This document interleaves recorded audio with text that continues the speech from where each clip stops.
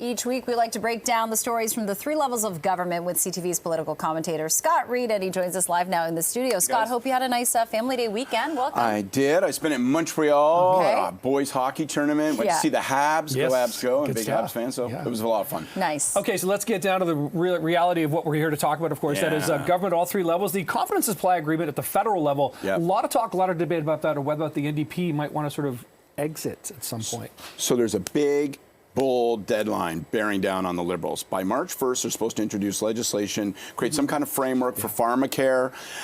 Liberals have been sort of dragging their heels, NDP getting increasingly annoyed. They actually took one of the most senior officials, the NDP, moved her into a new job, which is strictly focused on negotiating this accord. And it's a really interesting dilemma. A lot of new Democrats are saying, actually, we want to walk away from them. We don't want to be married to the Liberals. They're down in the polls. Why should we be tied to them as their junior partner? Others are saying, no, we want to get pharmacare done. A lot of Liberals are saying, you know, as long as we're tied to this thing, yes, we survive as a government, but on the other hand, we're stuck with basically an NDP agenda. And is that the place we want to be if we need to woo back some middle-class voters? So a lot of interesting strategic decisions to be made, and we're going to probably find out this week whether or not they're going to go forward with it. What if they bail on it? That was going to be the follow-up, I mean, so that's the interesting thing, because if they bail on it, then the Liberals have to live like a normal minority government. They have to find some votes for their budget in the spring, and the prospect of an election looms even larger. So it's high drama, and it's going to be really interesting. And I personally think they'll probably patch together an agreement, stick forward to 2025.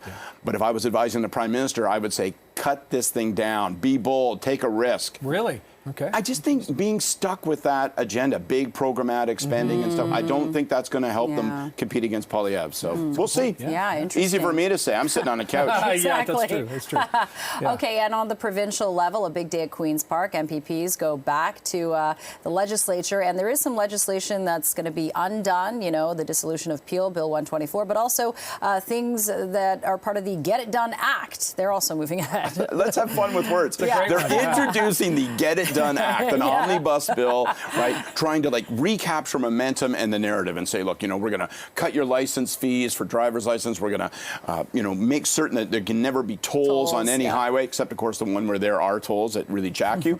And they're calling it the Get It Done Act. And it just begs parody, because most of their agenda is going to be get it undone as they get rid of the bill to, you know, break up Peel regions. They pull back on Bill 124. Right. So it's going to be interesting to watch. I think the most interesting thing, two things. One, I'll go policy wonk on you. There is a crisis happening with colleges and universities in the province. What are they going to have to say? There's some expectation they're going to come forward maybe with a package, recommendations, framework, something. But universities are really underwater financially. So what are they going to do about that? And then politically, Bonnie Crombie isn't in the legislature, doesn't have a seat, but this is going to be her first session as Liberal leader. Polls are ticking up for her. She's going to put the boots to Ford. How's that going to go? She looks like she lives in Ford's head. Is he going to be playing to her life? It's going to be interesting to watch. So keep your eye on that dynamic. And we'll watch that. And just if you can kind of briefly talk about City Hall now, the budget passed last week. Kind of what's next from Mayor Chow as she moves ahead now? Well, I think that's really interesting. So her whole political agenda, really, since getting elected, has more or less been organized around getting this budget, raising taxes, trying to focus on service improvement, and now that's done.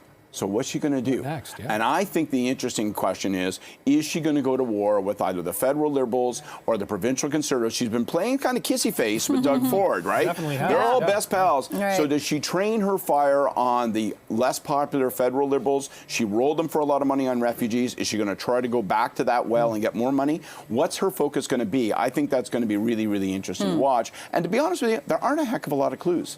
That's true, yeah. All right. We'll wait with a bated breath on that one. CTV's political commentator, Scott Reid, always appreciate your time and your insight. Have a great day. We will see you later. See you next week. Take care, guys. All right.